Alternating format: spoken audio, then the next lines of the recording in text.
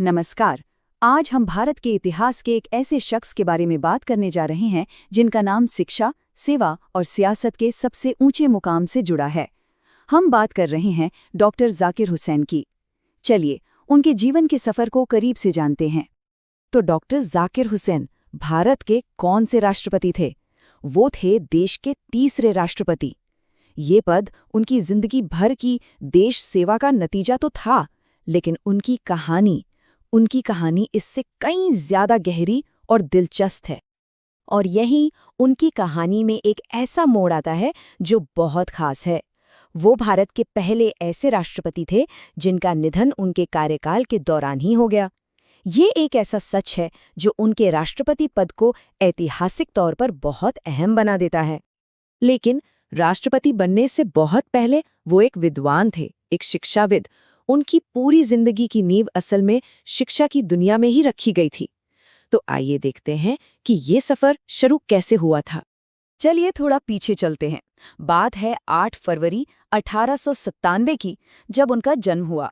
शुरुआती पढ़ाई के बाद वो अलीगढ़ मुस्लिम यूनिवर्सिटी गए और फिर देखिए 1926 में उन्होंने बर्लिन यूनिवर्सिटी से इकोनॉमिक्स में पीएचडी हासिल की। पढ़ाई के लिए ये जो जुनून था ना, यही उनके आगे के सभी बड़े कामों की बुनियाद बना। डॉक्टर हुसैन का एक सीधा और पक्का मानना था। वो मानते थे कि अगर भारत को एक मजबूत देश बनाना है तो उसकी नींव सिर्फ और सिर्फ अच्छी शिक्षा पर ही रखी जा सकती है। उनके लिए एजुकेशन का मतलब सिर्फ डिग्री लेना नहीं था, बल्कि एक अच्छा नागरिक और एक मजबूत राष्ट्र बनाना था।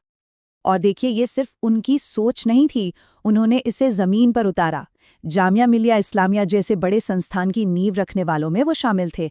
इतना ही नहीं, वो जामिया और अलीगढ़ मुस्लिम यूनिवर्सिटी दोनों के वाइस चांसलर भी रहे। और हाँ, देश की आज़ादी की लड़ाई में भी उन्होंने बढ़ चढ़कर हिस्सा लिया।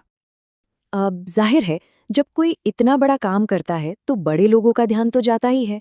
उनकी काबिलियत ने महात्मा गांधी तक का ध्यान खींचा। साल था 1937। गांधी जी ने उनसे बुनियादी राष्ट्रीय शिक्षा पर बनी एक कमेटी की अध्यक्षता करने को कहा। मकसद था गांधीवादी सोच पर आधारित एक नया एजुकेशन सिस्टम बनाना। तो शिक्षा के मैदान में उनके इस गहरे तजुर्बे ने उन्हें जल्द ही देश और दुनिया के मंच पर बड़ी भूमिकाओं के लिए तैयार कर दिया। अब उनका असर सिर्फ क्लासरूम तक सीमित नहीं रहने वाला था। उनका सार्वजनिक जीवन का सफर देखिए, एक के बाद एक अहम पड़ाव पार करता गया। 1956 में वो यूनेस्को के एग्जीक्यूटिव बोर्ड के सदस्य बने।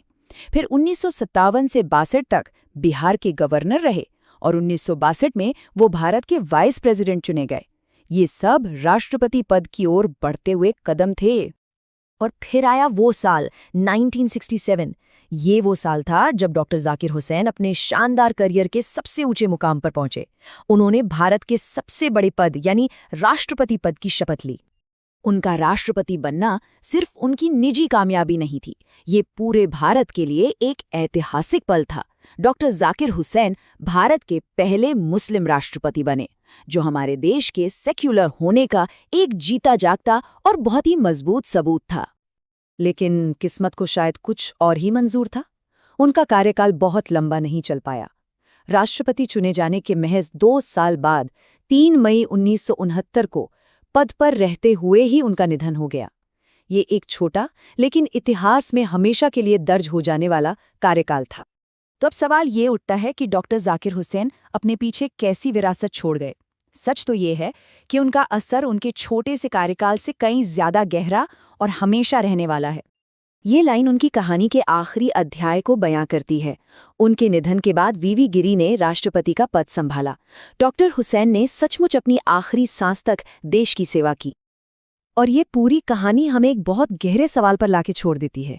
क्या किसी नेता की महानता इस बात से तय होनी चाहिए कि वो कितने साल सत्ता में रहे, या इस बात से कि उन्होंने उस समय में कितना गहरा असर डाला? डॉक्टर जाकिर हुसैन का जीवन शायद इसी सवाल का सबसे अच्छा जवाब है।